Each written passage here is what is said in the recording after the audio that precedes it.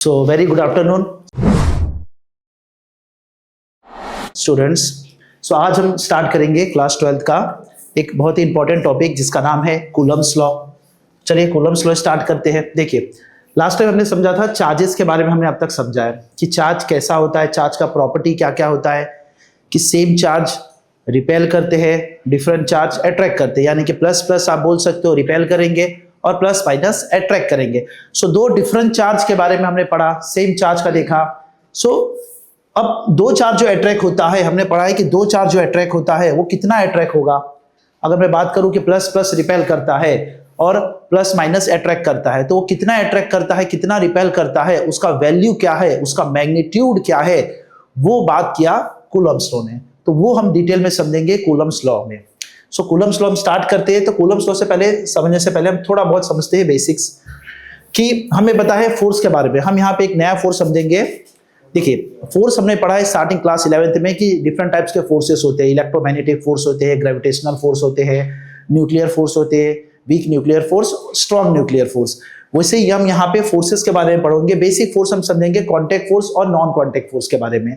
तो हमें पता है कॉन्टैक्ट फोर्स में आता है फ्रिक्शन फोर्स जो सरफेस से कॉन्टैक्ट होता है, नॉर्मल फोर्स जो सरफेस के परपेंडिकुलर होता है, और एक टेंशन फोर्स जो आपको स्ट्रिंग, रोप्स, रस्सी उसमें पाया जाता है, टेंशन फोर्स। सिमिलरली हमें नॉन कॉन्टैक्ट फोर्स के बारे में पता है ग्रेविटेशनल फोर्स, मैग्नेटिक फोर्स, और एक और फोर्स आएगा जो इलेक्ट्रोस्टैटिक फोर्स। ये भी नॉन कॉन्टैक्ट है, बॉडी को टच करने की जरूरत नहीं है, बॉडी को कुछ डिस्टेंस पे भी फोर्स का इंपैक्ट पाया जा सकता है। ऐसे फोर्स को बोलते हैं नॉन कॉन्टैक्ट फोर्स। सो आपका कूलम्स लॉ जो है, कूलम्स लॉ है जो है वो भी आपका एक नॉन कॉन्टैक्ट फोर्स में ही आने वाला है। तो देखिए इलेक्ट्रोस्टैटिक फोर्स के बारे में ही कूलम्स ने बताया। जो कूलम्स का लॉ है वो इलेक्ट्रोस्टैटिक फोर्स के बारे में बताता है। अब इलेक्ट्रोस्टैटिक फोर्स क्या होता है, देखिए आपको पता है इलेक्ट्रो मतलब होता है चार्ज, स्टैटिक मतलब होता है रेस्ट। तो ऐसे फोर्स जो चार्जेस पे लगते हैं, रेस्ट चार्जेस पे लगते हैं, उनको हमने इलेक्ट्रोस्टैटिक बोला। यहाँ पे देख सकते हो कि इलेक्ट्रोस्टैटिक फोर्स एक नॉन कॉन्टैक्ट फोर्स है। बेसिकली साइंटिस्ट जो नाम थे कूलम्स, बराबर, उन्होंने देखा चार्ल्स ऑगस्टिन डी कूलम, जिन्होंने इस लॉ को दिया और जिसको हम फेमस कूलम्स लॉ के नाम से भी जानते हैं। ये क्लास इंपॉर्टेंट का बेस टॉपिक है, स्टार्टिंग टॉपिक है। यहाँ से पहले आपने देखा था basic conservation of charges, quantization of charges, charges के प्रॉपर्टीज। यहां से देखोगे तो यहां से आपके एक फॉर्मूला बनता है। बस हमें बेसिक चीज बताना है कि कूलम्स लॉ ने बताया कि दो चार्जेस के बीच में कितना फोर्स लगेगा, उस फोर्स को हम बोलते हैं इलेक्ट्रोस्टैटिक फोर्स, या सिंपल भाषा में आप कूलम्स फोर्स भी कह सकते हो। चलें, तो ये हमने देखा। तो कूलम्स लॉ हम स्टार्ट करते हैं। देखिए सबसे पहले कूलम्स लॉ स्टार्ट करते हैं। देखिए हमें पता है कि दो चार्जेस के बीच में फोर्स लगता है, हमें पता है दो चार्जेस के बीच में फोर्स लगता है। तो फोर्स का मैग्नीट्यूड कितना, वैल्यू कितना, वो कूलम्स ने बताया। देखिए कूलम्स लॉ में समझना है कि दो चार्जेस के बीच में कितना फोर्स लग रहा है, चाहे वो अट्रैक्शन का है चाहे रिपल्सन का है। जैसे आप रिलेट करोगे तो मैग्नेट से रिलेट कर लो कि दो मैग्नेट लाओ, में अगर सेम पोल मैग्नेट लाओ, साउथ पोल, यहाँ दो मैग्नेट है साउथ पोल, तो एक दूसरे को दूर भागेंगे। और नॉर्थ साउथ लाओ तो अट्रैक्ट करेंगे, ये हमें पता है, अट्रैक्ट होगा और रिपेल होगा। लेकिन कितनी फोर्स से होगा, वैल्यू क्या है, कितनी तेजी से होने वाला है, उसको सेम तरीके से हम चार्ज के बारे में समझेंगे। उसी वैल्यू को कूलम्स लॉ ने बताया। यहाँ कूलम्स लॉ हम दो पार्ट में समझेंगे। पहला पार्ट समझेंगे कूलम्स लॉ का स्केलर फॉर्म, मैग्नीट्यूड, फॉर्मूला समझेंगे, और सेकंड पार्ट में समझेंगे हम कि Coulomb's law in vector form, कि कूलम्स लॉ, क्योंकि हालांकि हम फोर्स के बारे में बता रहे हैं, तो फोर्स एक वेक्टर क्वांटिटी है, तो उसके पास मैग्नीट्यूड होना चाहिए और डायरेक्शन होना चाहिए। पहले पार्ट में हम पढ़ेंगे कूलम्स लॉ का सिर्फ मैग्नीट्यूड, और दूसरे पार्ट में पढ़ेंगे कि उसका डायरेक्शन पढ़ेंगे, यानी कि Coulomb's law in vector form. तो देख सकते हैं स्टेटमेंट क्या बोलता है, कि सिंपल सी बात है कि स्टेटमेंट कहा गया है कि फोर्स ऑफ अट्रैक्शन और रिपल्सन, यानी कि interaction between two charges, Coulomb's law सिर्फ रेस्ट चार्जेस के लिए ही वैलिड है, स्टेशनरी चार्जेस के लिए ही वैलिड है, इलेक्ट्रोस्टैटिक वैलिड। दो रुके हुए चार्जेस है तो उनमें फोर्स कितना लगेगा, तो उनके प्रोडक्ट डिपेंड करेगा, उनमें प्रोडक्ट के ऑफ चार्जेस, कि जितने बड़े चार्ज रहेंगे उतना ज्यादा फोर्स, जितने बड़े चार्ज रहेंगे उतना, दो चार्ज हमने ले लिया, कंसीडर करो दो पॉजिटिव चार्ज ले लिया हमने, Q1 और Q2। सो दो पॉजिटिव चार्ज हमने ले लिया Q1 और Q2। अब यहां से आपको पता है कि Q2 Q1 पे फोर्स लगाएगा कुछ इस डायरेक्शन में, और सिमिलरली पलट के Q1 फोर्स लगाएगा Q2 पे कुछ इस डायरेक्शन में।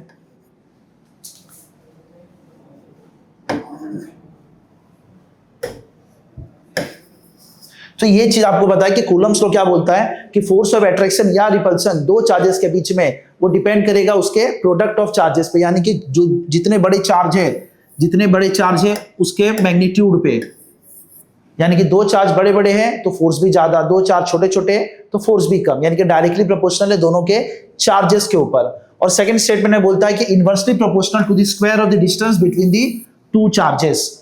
यानी कि सेकंड जो बोला गया है कि inversely proportional to the distance, यानी कि ये चार्ज जितने बड़े रहेंगे, कूलम्स को क्या बोला कि चार्ज जितने बड़े बड़े रहेंगे उतना ज्यादा फोर्स लगेगा दो चार्ज के बीच में। आप रिलेट करो मैग्नेट से, और दो बड़े बड़े मैग्नेट लाओ तो उनके बीच में फोर्स ऑफ अट्रैक्शन या फोर्स ऑफ रिपल्सन बहुत ज्यादा रहेगा, और छोटे मैग्नेट लाओ तो फोर्स ऑफ रिपल्सन या फोर्स ऑफ अट्रैक्शन बहुत कम रहेगा। तो साइज ऑफ मैग्नेट पे डिपेंड कर रहा है। उसी तरह साइज ऑफ चार्ज पे डिपेंड कर रहा है, यानी कि उसके मैग्नीट्यूड यानी कि उसके प्रोडक्ट ऑफ दोनों चार्जेस का मल्टीप्लिकेशन। जितने बड़े चार्ज उतना ज्यादा फोर्स फील होगा आपको फोर्स दिखाई नहीं देगा लेकिन फील होगा, जैसे मैग्नेट में होता है।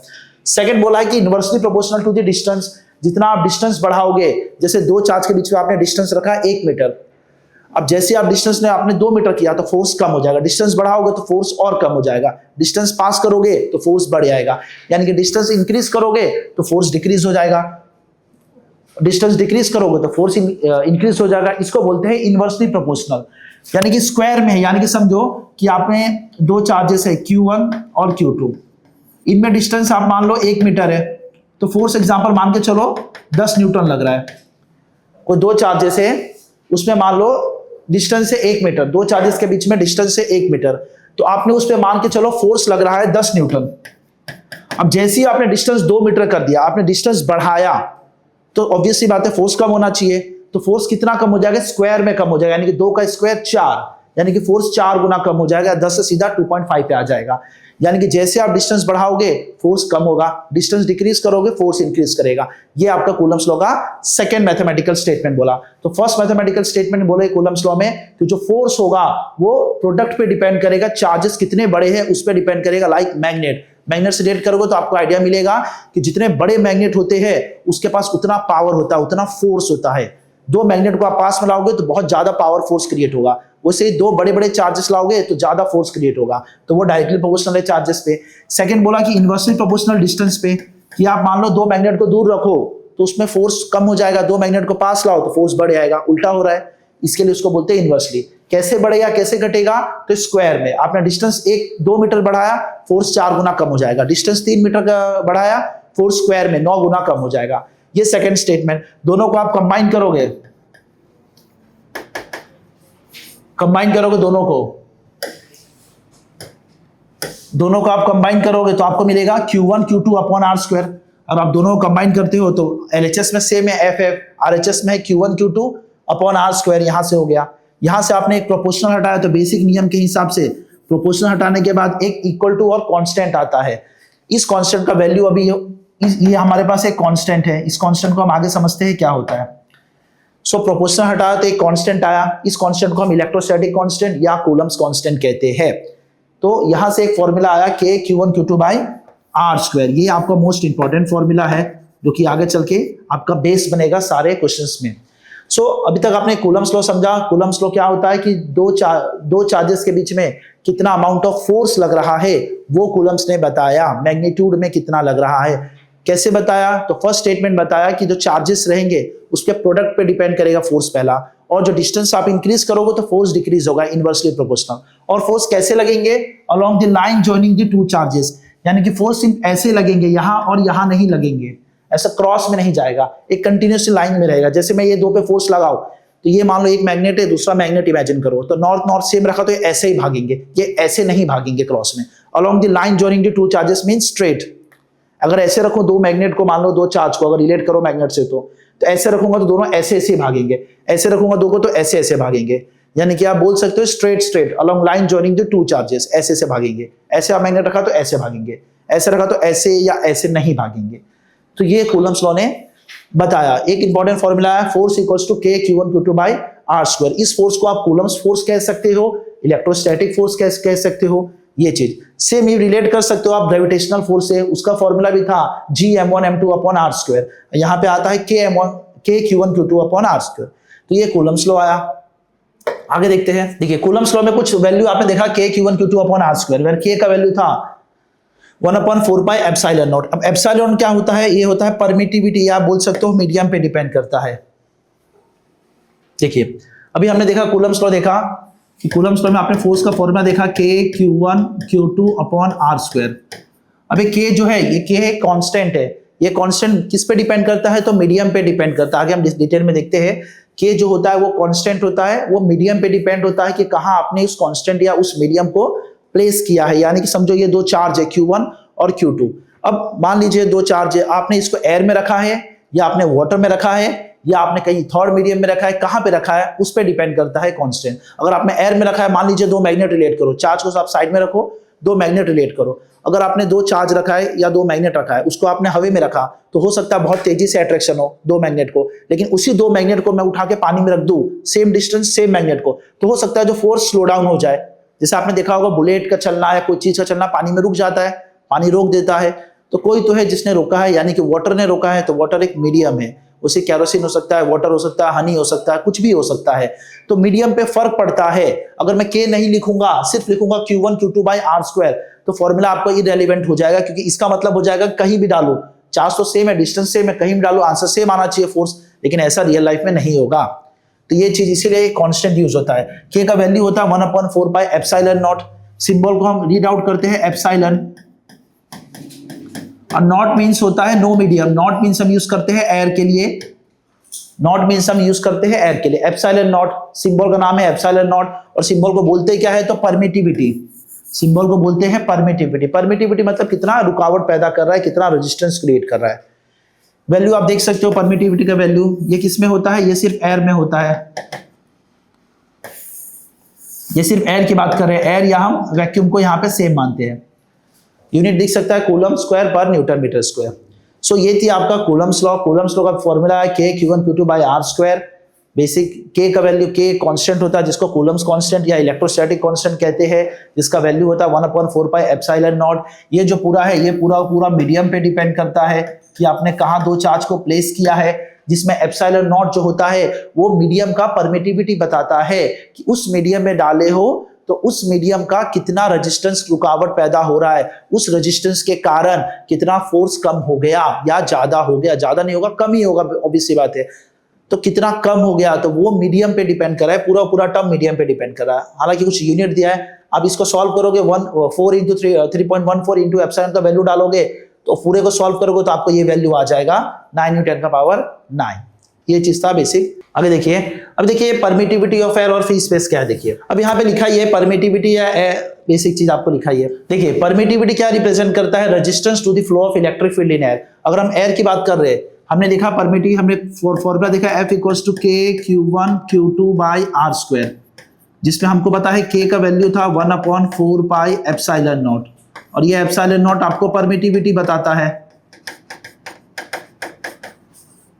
ये परमिटिविटी बताता है, यानी कि कितना परमिटिविटी गिव्स रेजिस्टेंस। किसको रेजिस्टेंस दे रहा है? उस दोनों चार्ज को, उस मीडियम के कारण। अगर आपने वाटर में एयर में डाल दिया है, आपने अगर मान लो कोई मीडियम को आपने एयर में चार्ज को डाला है दोनों, तो एयर का जो रेजिस्टेंस है वो बहुत कम होता है, क्योंकि एयर के मॉलिक्यूल्स हल्के होते हैं, बराबर। ऑक्सीजन के मॉलिक्यूल्स हल्के होते हैं O2। कंपेयर टू वाटर में डालोगे तो वाटर में 3 मॉलिक्यूल्स होते हैं, 3 एटम्स होते हैं H2O। जो वाटर के मॉलिक्यूल्स है वो हैवी होते हैं कंपेयर टू एयर। तो यानी कि वो जो मॉलिक्यूल्स है इन दोनों को अट्रैक्शन या रिपल्सन करने से रोकेंगे, अगेंस्ट काम करेंगे। बहुत तेजी से रिपल्सन भी नहीं होगा और बहुत तेजी से अट्रैक्शन भी नहीं होगा। वो किसके कारण होता है? तो वो होता है उसके मीडियम के कारण, परमिटिविटी के कारण एयर में। अगर आपने एयर में सिंपली डाला है, एयर का परमिटिविटी जो माना जाता है, आपने जो अभी देखा है epsilon naught 8.858 × 10⁻⁻12 newton metre square पर कूलम स्क्वायर, या कूलम स्क्वायर पर न्यूटन मीटर स्क्वायर आप लिख सकते हो। ये जो वैल्यू डाला आपने 8.858 या 8.85 समझो, ये जो वैल्यू डाला ये एयर के लिए है, जो कि ये जो वैल्यू होता है ये मिनिमम होता है। एयर में जो रेजिस्टेंस होता है वो मिनिमम होता है, सबसे कम लगता है कंपेयर टू किसी और को मीडियम से। यानी कि एयर में सबसे कम चार्ज को हर्डल्स क्रिएट होता है, रेजिस्टेंस क्रिएट होता है। दो चार्ज या मान लो दो मैग्नेट को आपने एयर में डाला तो उनके बीच में जो फोर्स लगेगा वो मैक्सिमम होगा, रुकावट होगा मिनिमम होगा। जहां रुकावट मिनिमम है वहां फोर्स मैक्सिमम होगा। यानी कि ये जो परमिटिविटी का वैल्यू है एयर के लिए एप्सिलॉन नॉट, वो मिनिमम होता है एयर के लिए, या वैक्यूम बोल सकते हो या फ्री स्पेस। और जो फोर्स लगेगा इसके कारण जो फोर्स क्रिएट होगा, इसके कारण जो फोर्स क्रिएट होगा वो आपका मैक्सिमम होगा। तो याद रखना कि फ्री स्पेस में एयर में आपका एप्सिलॉन नॉट मिनिमम होता है और फोर्स जो होता है वो मैक्सिमम होता है। तो फ्री स्पेस या एयर में एक याद रखना, जो रेजिस्टेंस होता है सबसे कम होता है, तो रुकावट कम है तो तेजी सबसे भागेंगे। जहां ट्रैफिक कम है वहां गाड़ी स्पीड ज्यादा चलेगा।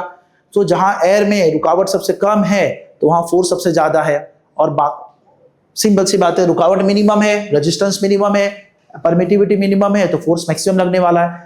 In case of other medium आप देखोगे, अगर आपने अदर मीडियम देखा, अदर मीडियम देखोगे तो अदर मीडियम में आप सिंपल सी बात है, उस मीडियम में कितना रेजिस्टेंस क्रिएट कर रहा है इलेक्ट्रिक फील्ड को। इलेक्ट्रिक फील्ड क्या होता है थोड़ा सा बेहतर आगे समझेंगे, अभी के लिए समझिए कि रुकावट समझिए, कितना रुकावट क्रिएट कर रहा है दूसरे मीडियम के लिए। और दूसरे मीडियम के लिए अब समझिए कि अगर मैंने दूसरा कोई अदर मीडियम लेता है, जैसे मैंने मान लीजिए वाटर ले लिया, दो चार्ज को मैंने वाटर में प्लेस कर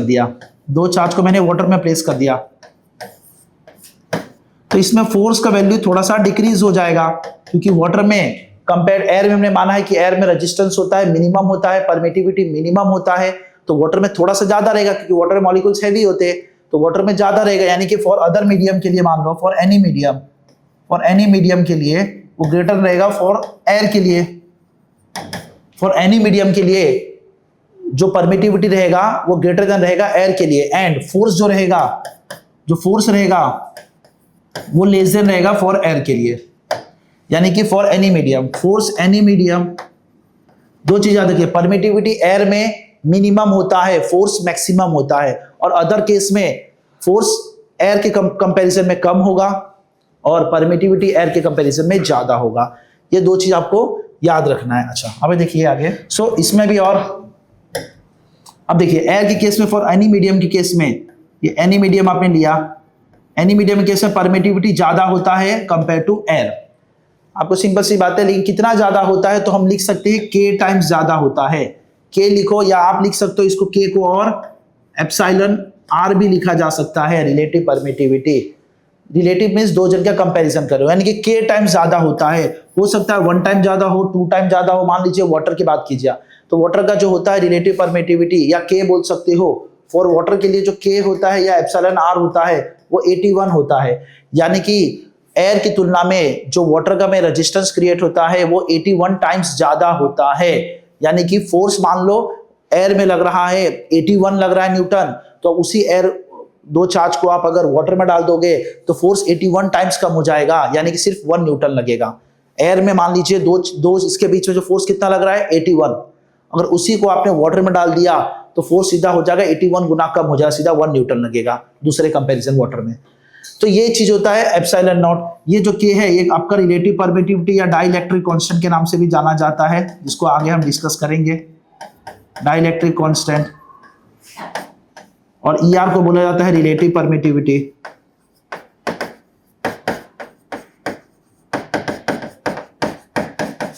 रिलेटिव परमिटिविटी लिखा जाता है, यानी कि ये आपको याद रखना है। यहां से आप चाहे तो लिख सकते हो,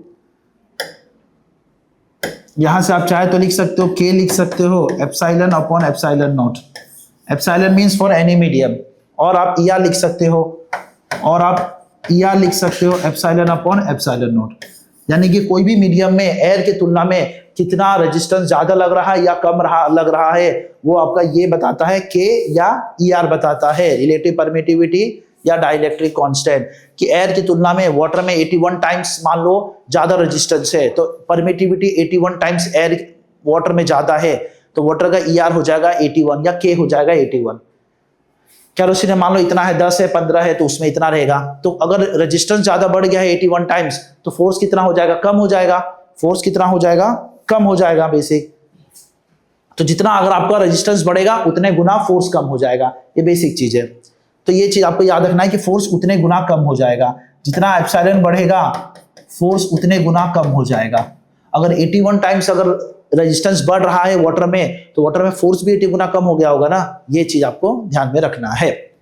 चलिए अब आगे देखते हैं कुछ चीजें, फटाफट कुछ प्रॉपर्टीज देख लेते हैं फिर खत्म करते हैं। तो ये कुछ प्रॉपर्टीज समझिए कूलम्ब्स लॉ के, कि कूलम्ब्स लॉ सिर्फ एप्लीकेबल होता है, पहला जो है ये एप्लीकेबल होता है सिर्फ स्टेशनरी पॉइंट चार्जेस के लिए। दो रुके हुए चार्जेस के लिए वैलिड होता है, दो स्टेशनरी पॉइंट चार्जेस के लिए वैलिड होता है कूलम्स लॉ। अगर दोनों में से कोई एक चार्जेस आपका मोशन में है तो आप कह सकते हैं कि वैलिड है फिर भी। सो पहला है सिर्फ स्टेशनरी चार्जेस Q1, ये आपका दो चार्जेस है, अगर दोनों रेस्ट में है तो वैलिड है, और पॉइंट चार्जेस के लिए वैलिड है। अगर दोनों में से कोई एक मोशन में है, अगर दोनों में से कोई एक मोशन में है तो भी आप कह सकते हो कि वैलिड है। टेक्निकली थोड़ा सा मोशन का कंसेप्ट आ जाएगा, लेकिन वहां पे हमें इग्नोर करना है।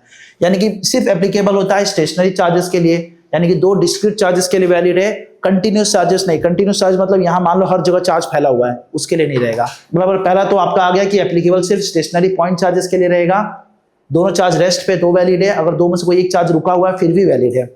सेकंड बोला अट्रैक्शन और repulsion depends on sign of charges. अगर आपका साइन कैसा है, मान लीजिए अगर नेगेटिव चार्ज है और यहाँ पे भी नेगेटिव चार्ज है तो दोनों में आपका रिपल्सन होगा, दोनों में रिपल्सन होगा। अगर एक जगह पॉजिटिव चार्ज है और एक जगह नेगेटिव चार्ज है तो दोनों में अट्रैक्शन होगा, ये बेसिक चीज है।